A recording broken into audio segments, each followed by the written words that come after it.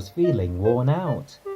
He wheezed as he puffed, and steam leaked from his cylinders. This made him feel very worried. "If this keeps going, I'll be sure to break down any moment," he sighed. "Well, what do you expect at such an old age?" grunted Gordon. "No disrespect, my dear Edward, but your time passed years ago. Perhaps you should retire and make way for us bigger engines." Edward tried to take no notice, but during the night he couldn't stop thinking about what Gordon had said. Next morning, Thomas awoke to start the day's work. He had been doing well in the yard after his incident with the trucks. The foreman came to see him. "Edward is due to take a goods train at 10 o'clock, he said.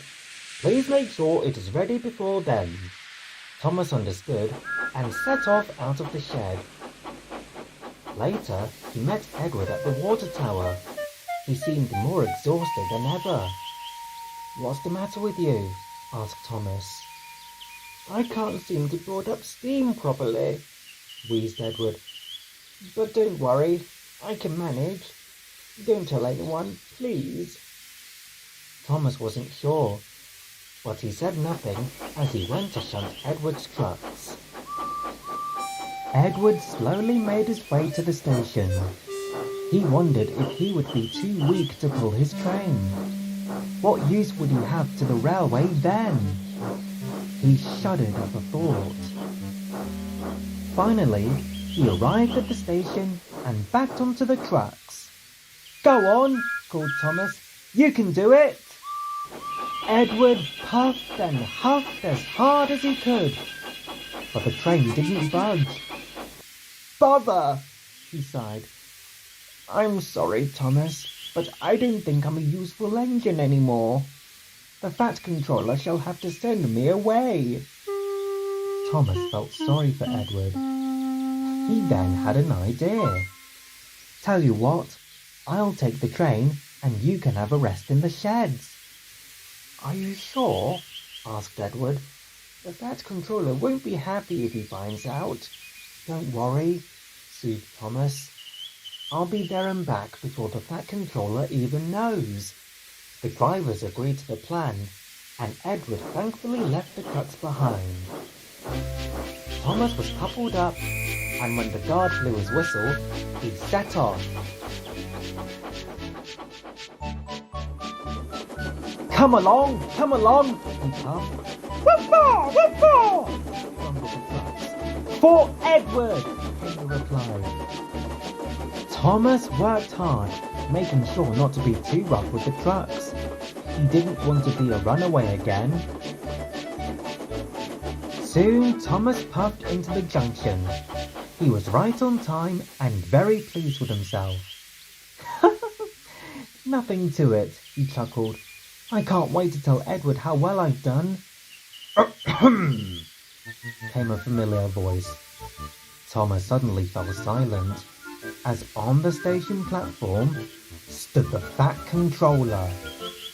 "Well, Thomas," he began, "it seems you running away from the yards is becoming a habit.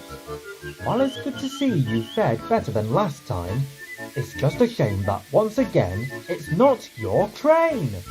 Where's Edward?" Thomas thought back to what Edward had said.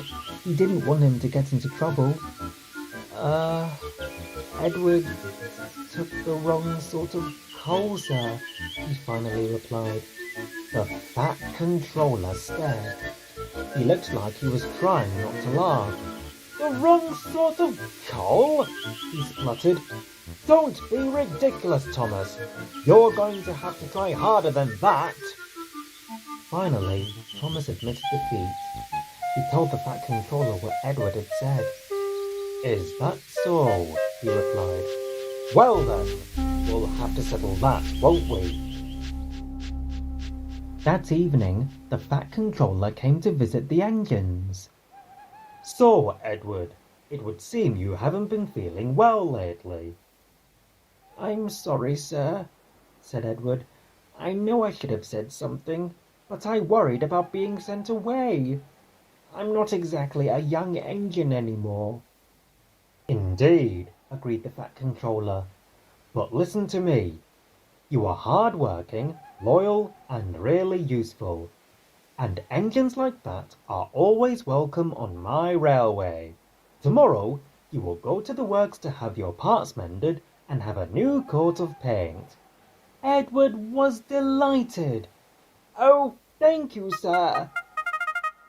When he came back from the works a few days later, Edward felt much better and looked as good as new.